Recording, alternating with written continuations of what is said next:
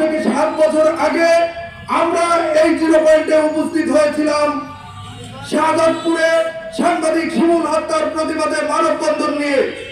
এই সেই zero point যেখানে আজ থেকে কিছুদিন আগে আমরা দাঁড়িয়েছিলাম রাজশাহীর প্রভাবশালী একটি চক্র বাংলাদেশ প্রতিদিনের সাংবাদিক কাজী সাহেব ভাইকে অনবরত হুমকি এবং মামলা দিয়েছিল।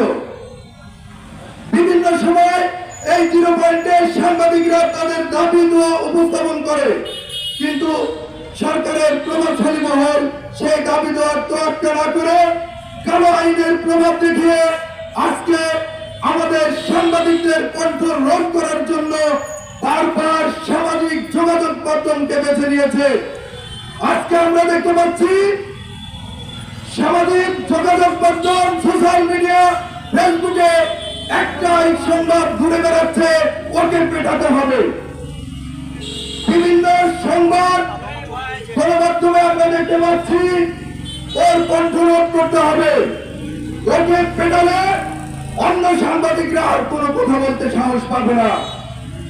আমরা সাংবাদিকতা করি, আমরা নিজেদের কাপড় নিজেদের ব্যাগের মধ্যে নিয়েই সাংবাদিকতার মাঠে নেমেছি।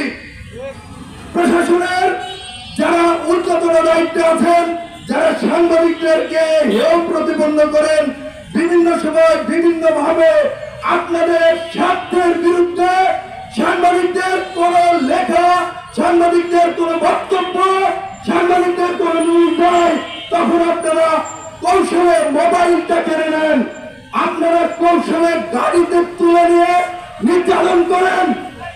আপনারা প্রশাসনের দায়িত্বে আছেন, সময় বেশি থাকে না, সময় কখনো কখনো অসময় হয়ে যায়।